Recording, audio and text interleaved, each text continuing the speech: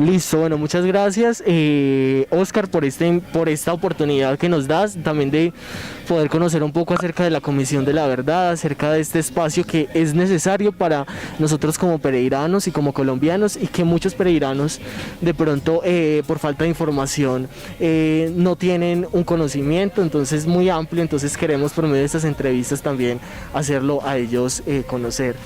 Entonces, primero que todo, queríamos saber desde toda la formación que usted ha recibido, sabemos que usted es antropólogo, tiene una maestría en territorio, conflicto y cultura, tiene muchos estudios relacionados con esta tarea que está llevando a cabo.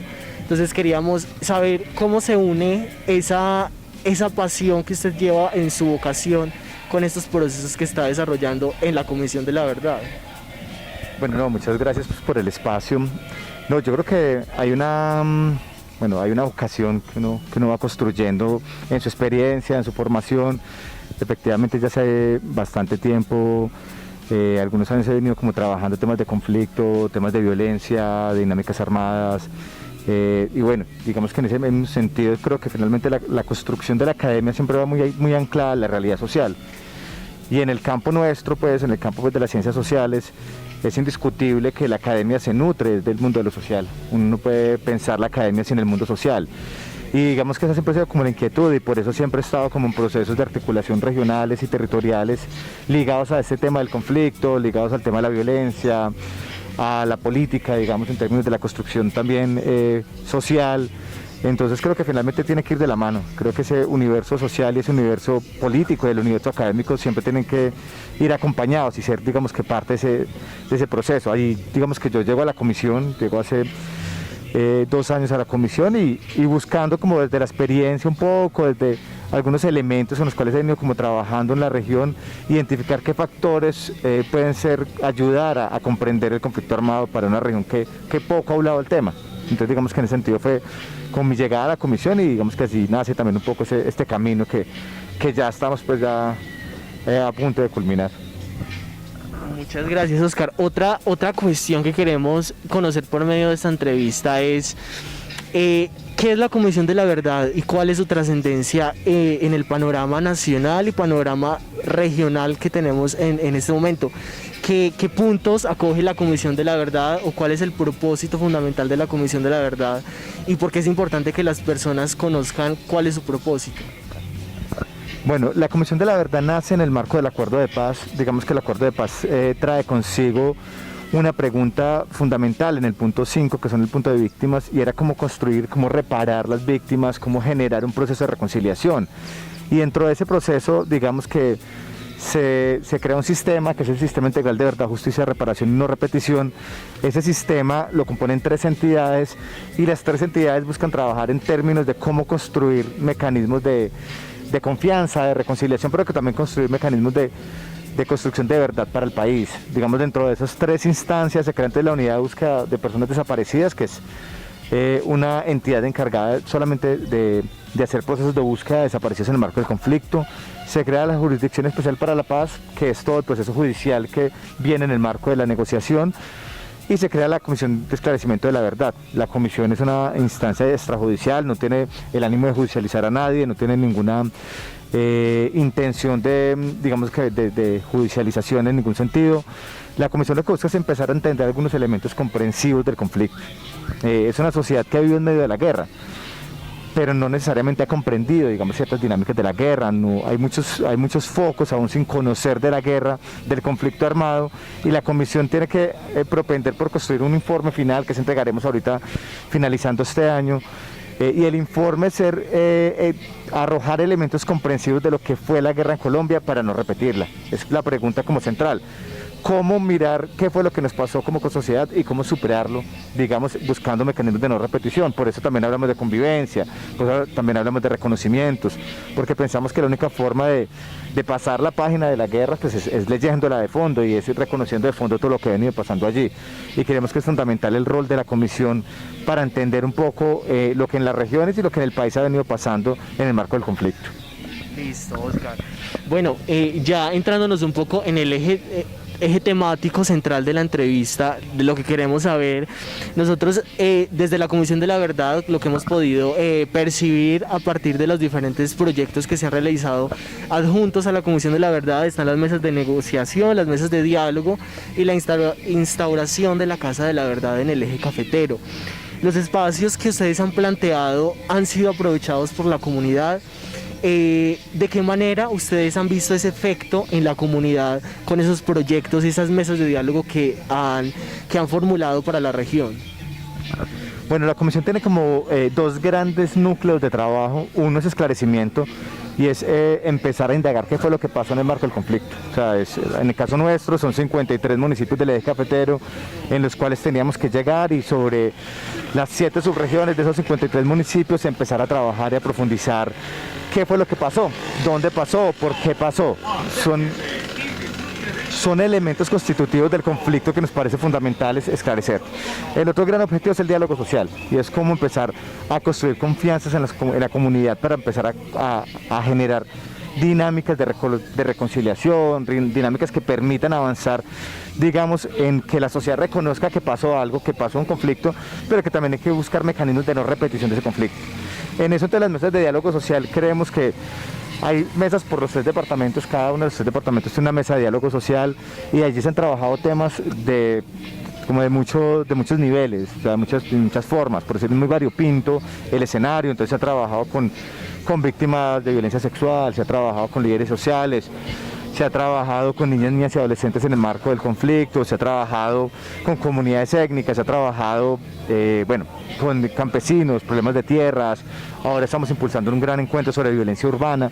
Entonces, de esos hitos constitutivos del conflicto, lo que hacemos en las mesas de diálogo social es crear puentes de comunicación, diálogos, articulaciones y reflexiones de fondo para mirar que no vuelva a suceder eso. Yo considero que ha sido efectivo, considero que la comisión ha intentado en muy poco tiempo y con una pandemia atravesada, constituir unas mesas muy nutridas, con mucha población víctima, procesos organizativos, instituciones que también nos apoyan, y digamos que dentro de ese ejercicio se ha logrado visibilizar ciertos fenómenos que en la región aún no se hablaba, o se hablaba de una forma un poco más atomizada. Entonces creo que eso ha sido supremamente importante. Y lo otro es que siento que las víctimas han logrado tener una voz, cosa que en muchos lugares nunca se había dado. O sea, acá en el eje cafetero existen muchos colectivos de víctimas y muchas víctimas que ni siquiera están organizadas, que finalmente encontraron en la comisión un mecanismo y una forma de expresarse, de decirlo, de llegar, digamos, a contar sus relatos.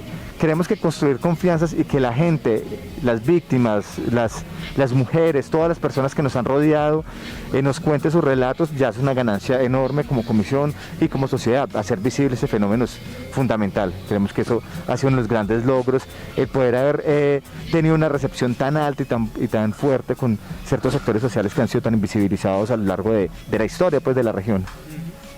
Listo, Oscar.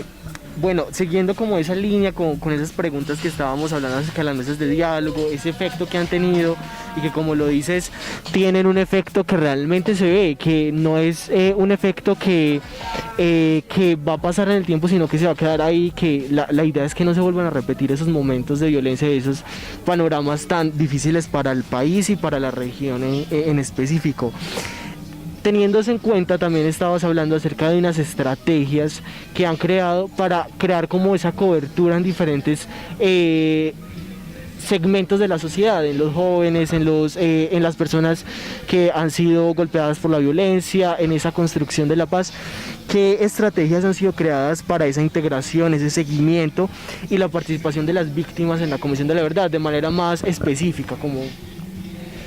Bueno, digamos que lo primero que nosotros hicimos y que entendimos como comisión era que era necesario ir hasta el territorio, digamos hasta muchas de las zonas apartadas de las cabeceras urbanas, por decirlo así. El conflicto se presentó en el eje cafetero. El eje cafetero es una región realmente grande y muy diversa. Las formas del conflicto son muy diversas. Lo que entendimos era que era necesario ir directamente a ciertos espacios en los cuales no se habían hecho procesos de escucha. Entonces logramos hacer ese ejercicio de esclarecimiento a través de testimonios individuales y a través de testimonios colectivos, generando espacios de diálogo digamos que en esos territorios en los cuales empezábamos a identificar cuáles eran los factores que constituyeron el conflicto allí. Eso creo que es fundamental, y eso fue como un primer ejercicio. Luego de eso ya hemos constituido ciertos otros escenarios, digamos que de interacción. Hay algo que se denominan las mesas de diálogo social, que son, como lo mencionaba ahora, son espacios en los cuales convergen por departamento organizaciones, víctimas, entidades, trabajando en pro y digamos que en función de mirar algunos elementos constitutivos del conflicto y cómo superarlos. Entonces, digamos, dentro de esas mesas de diálogo social se han desarrollado foros, conversatorios, actividades, jornadas de reconocimiento, jornadas simbólicas de acción de visibilización sobre el fenómeno. Hemos intentado siempre pensar que hacer visible el diálogo tiene que ver con hacer visible todo lo que se hay que esclarecer, efectivamente, pero también hacer visible en la sociedad de muchas formas todo lo que está haciendo la comisión. Entonces, digamos que en ese sentido se está trabajando en colegios, por ejemplo, con semilleros de investigación o semilleros de trabajo. Se trabajó en las universidades, con cátedras, se trabajó en las comunidades, en espacios como estos, en los cuales vamos directamente a la comunidad a generar espacios de pedagogía y espacios, digamos, de reflexión. Y hemos trabajado, digamos, de muchas formas, porque finalmente tenemos que diversificar mucho esa escucha y hacerlo lo más plural posible. Y eso es lo que hemos intentado hacer acá a nivel regional. Esa misma línea, ¿ustedes han percibido una migración de víctimas del conflicto armado en el eje cafetero de otras regiones? Sabemos que hay regiones que han tenido un alto índice de víctimas y de afectación propia del conflicto armado. ¿Ustedes han percibido que en el eje cafetero hay una alta migración de personas de otras regiones que han llegado por desplazamiento forzoso, por amenazas, han llegado a esta región de pronto a resguardarse y han encontrado en la comisión de pronto esa ayuda para poder ellos salir adelante? ¿Han percibido eso? Digamos que lo real, digamos que lo que uno podría empezar a mirar en términos inclusive estadísticos es que si hay una migración, como en todo el país, hay un desplazamiento interno en el país que hace que las víctimas se muevan y, digamos, finalmente busquen oportunidades. Uno, cuando escucha los relatos de las víctimas que se desplazan, son víctimas que han tenido que transitar por muchos lugares. O sea, yo no creo que exista un lugar en Colombia en el cual uno sienta que hay una buena recepción de las víctimas o que tengan políticas de recepción claras. Por eso migran tanto, por eso están acá, mañana viajan a Bogotá, a Cali, no sé, buscan oportunidades por todos lados. Eso hay que identificarlo, efectivamente acá se ha generado un proceso de llegada de muchas víctimas. Sin embargo, lo que a nosotros nos llama la atención es que hay un proceso, digamos, de victimización de fenómenos violentos en la región, que son mucho más invisibles, y son todas las víctimas que ni siquiera han logrado, o no se han logrado, no se han ido de la región, están en la región. Digamos que uno encuentra, por ejemplo, en las mesas de víctimas, gente que viene de afuera en procesos de victimización, pero mucha gente de las mismas municipios, de los mismos territorios. Entonces creo que nos parece muy importante también poner ese foco en las víctimas propias, porque acá es como si no hubiera pasado nada en el marco del conflicto. Luego uno va y recorre comunidades enteras, identifica altos niveles de victimización, formas, actores armados. El eje cafetero tuvo presencia de muchos actores armados a lo largo de su historia, tuvo picos de violencia muy elevados. Entonces, las formas de victimización acá en el eje cafetero son muy altas y lamentablemente es una zona que ha visibilizado mucho su conflicto, por eso como que apenas las víctimas empiezan a salir. Pero lo que uno encuentra, nosotros siempre utilizamos como la metáfora de la caja de Pandora. Uno abrió como la caja de Pandora del conflicto acá en el eje cafetero y lo que salieron fueron muchas cosas, más de lo que imaginábamos.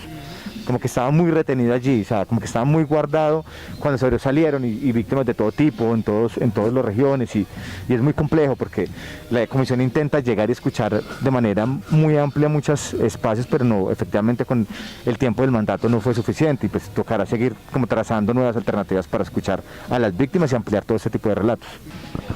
Listo, Oscar, otra de las preguntas que queremos tocar en este momento tan álgido de la situación del país con los líderes sociales, que es algo, como lo decías, muchas veces eso es como se asemeja a una caja de Pandora, todas las situaciones están allí y realmente necesitamos de estos proyectos para poder llegar a esas personas y para poder generar esos procesos de sanación, porque es una sanación que se está haciendo, es un proceso colectivo, una construcción de paz colectiva. Ustedes han encontrado en la región un alto índice de líderes sociales amenazados por sus labores sociales, valga la redundancia, y por sus labores de esa construcción de un nuevo mañana, de una nueva visión de Colombia y de la región. Sí, nosotros el año pasado precisamente hicimos un encuentro sobre líderes sociales en la región. Encontramos primero es que las agendas sociales en la región son muy amplias, entonces los líderes sociales están involucrados, digamos, hacen parte de agendas en temas ambientales, defensores ambientales, en temas de derechos de tierras, en temas de derechos de género. Bueno, hay muchas formas de liderazgo social, digamos, muy amplio en la región. Eso es muy importante, pero no obstante, en medio de eso sí encontramos un nivel alto de victimización. Los repertorios son diferentes a otras regiones, de pronto aquí no encontramos de pronto tantos asesinatos de líderes sociales.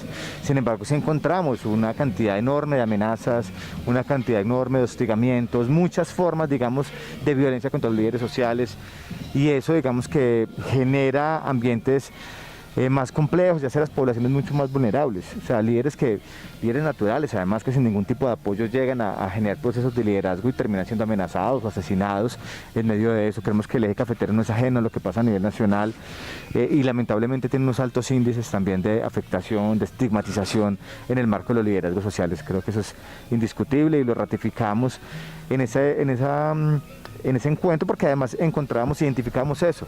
El liderazgo social es un liderazgo social que es un poco más invisible, no es tan claro, o sea, no es tan mediático. Entonces son líderes naturales que están ahí en las comunidades, en los barrios, y que finalmente nunca habían tenido como una voz y logran tener una voz. En la comisión encontraron algunos espacios de diálogo, pero bueno, digamos que nos parece muy importante visibilizar este fenómeno, porque además es un fenómeno creciente. Es como que vemos esas violencias que vuelven a reiterarse en la sociedad, son muy peligrosas y hacen mucho daño a la organización social y al desarrollo de toda sociedad. Bueno, Oscar, ya como para finalizar y crear como una reflexión en torno a la Comisión de la Verdad, ese trabajo que ustedes han realizado, hemos hablado de la contextualización acerca del propósito de la Comisión de la Verdad, acerca de su posición también desde la academia, cómo ha influido eso en su propósito en la Comisión de la Verdad, el desarrollo de las mesas de diálogo, en la instauración de la Casa de la Verdad en el eje cafetero, un espacio para compartir, un espacio para también generar esa construcción de paz, y por último queríamos tratar el compromiso de la Comisión de la Verdad con la no repetición de la violencia en el eje cafetero en específico y en Colombia también. ¿Qué mecanismos a lo largo del tiempo constatarán la continuidad de esos procesos que ustedes han realizado? ¿Cómo desde la Comisión de la Verdad se prevé que después de que como lo decías, este lapso de tiempo de la Comisión de la Verdad y todos esos procesos que han llevado a cabo, qué mecanismos podemos encontrar para que esos procesos que ya quedaron finiquitados, ya quedaron listos, tengan una trascendencia en el tiempo y puedan seguir renovándose y puedan seguir floreciendo? Bueno, yo creo que lo primero es que nosotros somos como conscientes de los limitantes que tuvimos como comisión. Digamos, el tiempo de duración fue corto, el despliegue territorial pues estuvo atravesado por la pandemia, por muchas dificultades. No obstante, digamos que lo que encontramos fueron muchas posibilidades de profundizar ciertos temas, de profundizar ciertos abordajes. Dentro de eso, nosotros como comisión pensamos que el compromiso central y la apuesta para nosotros acá en la Comisión de la Verdad para el eje cafetero es algo que hemos denominado el Acuerdo Territorial por la Verdad. El Acuerdo Territorial por la Verdad es la posibilidad, digamos, de construir un legado posterior a la comisión. O sea, la comisión acaba su mandato ahora, el 2021, en noviembre del 2021, pero pensamos que logramos hallar muchas cosas, construir confianzas, tender puentes entre comunidades, y que eso hay que seguirlo avanzando. En esa vía, entonces, el Acuerdo Territorial por la Verdad tiene como tres grandes componentes. Uno, un pacto por la no repetición. Queremos sentar a todas las autoridades municipales, locales, líderes, la institucionalidad, a hablar sobre lo que pasó en el marco del conflicto, a contarles lo que encontramos, pero además a que se comprometan en no repetir esto.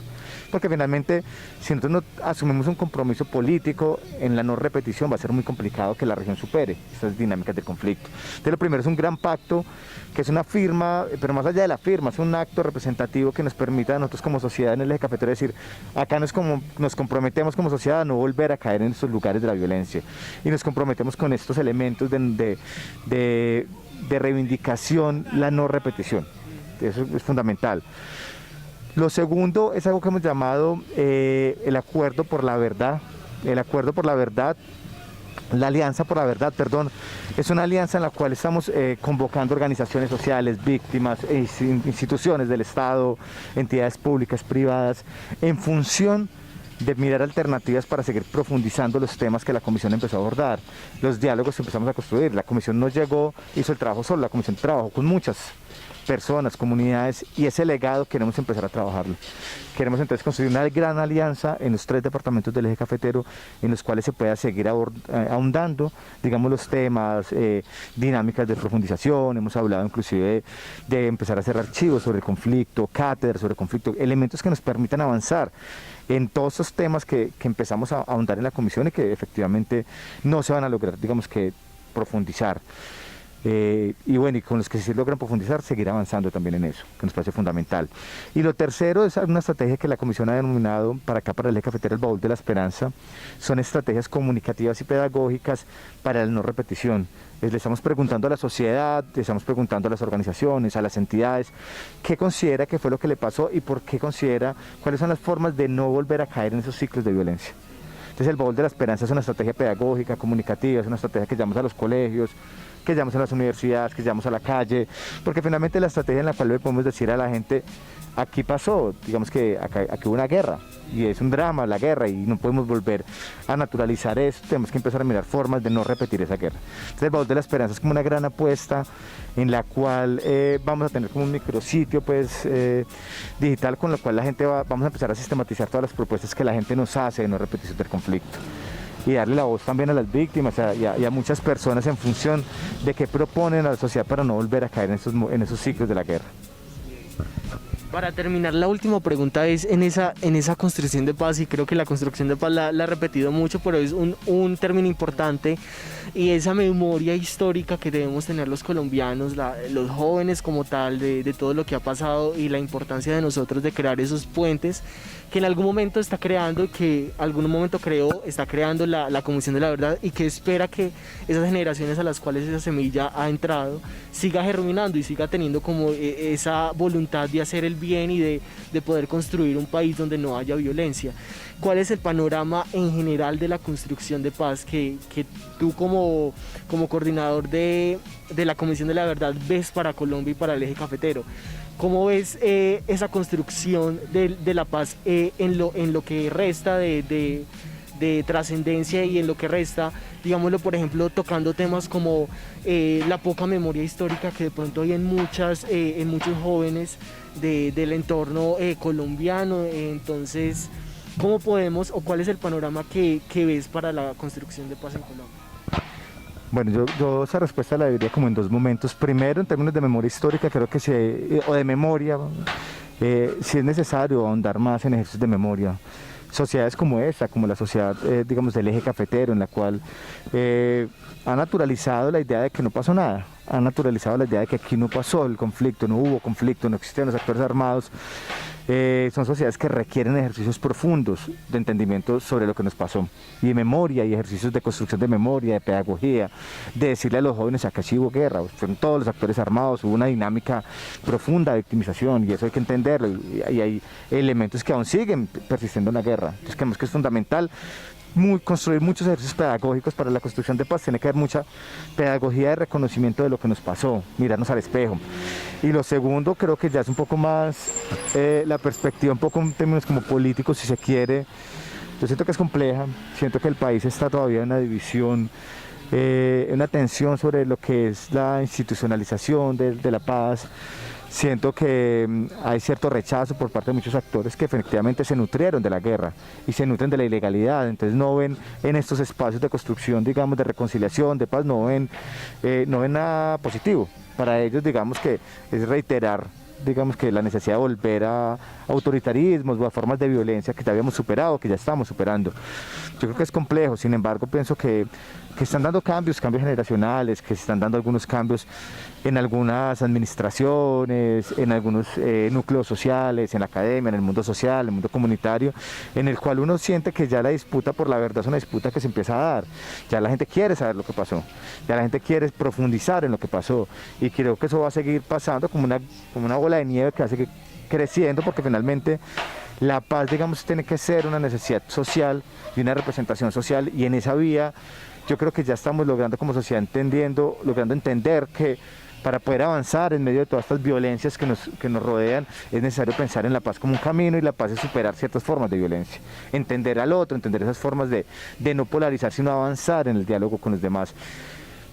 Yo soy optimista en el tema y espero que finalmente este ejercicio, tanto de la comisión como los demás ejercicios que se desarrollan las entidades que trabajan en pro de la paz en el país, avancen y puedan seguir avanzando y puedan seguir aportando a la reconstrucción, digamos, de una sociedad que aún no logra digerir de fondo lo que fue el conflicto, y que es necesario hacerlo para poder seguir avanzando y pensar, digamos, en nuevas formas, digamos, de hacer, de construir sociedad. Creo que eso es fundamental.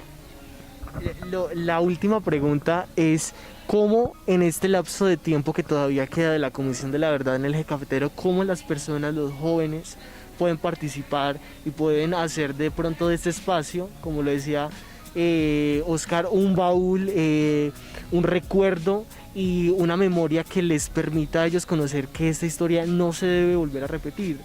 Entonces, ¿cómo pueden los jóvenes y con las personas de cualquier segmento de edad pueden hacer parte de estos procesos? Bueno, nosotros como Comisión de la Verdad tenemos diferentes escenarios en los cuales estamos trabajando. Uno son las mesas de diálogo social, que es un primer espacio. Tenemos otros espacios como Incidencia, un proyecto de pedagogía en colegios.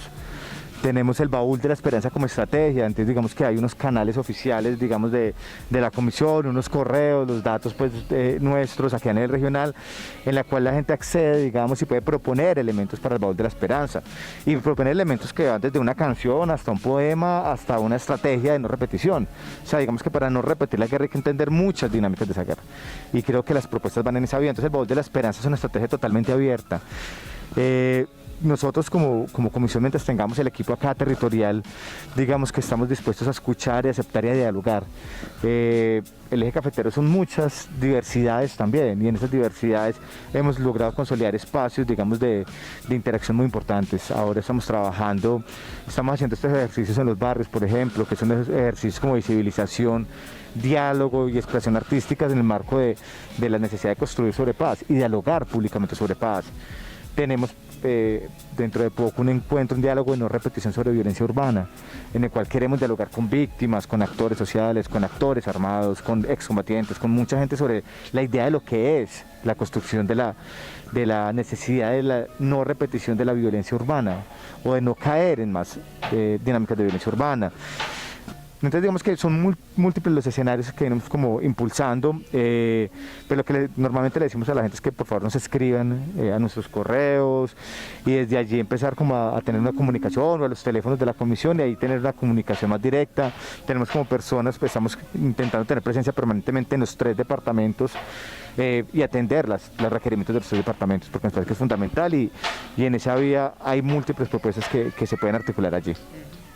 Listo, Oscar, muchas gracias por este espacio. De verdad que es bueno conocer un espacio como estos de mano de uno de sus coordinadores, y también tener la importancia y construir ese pensamiento de que es importante continuar, y que aunque ese lapso queda un lapso de tiempo entre comillas corto, pero que podamos generar esos espacios. Entonces, muchas gracias y gracias por regalarnos la entrevista.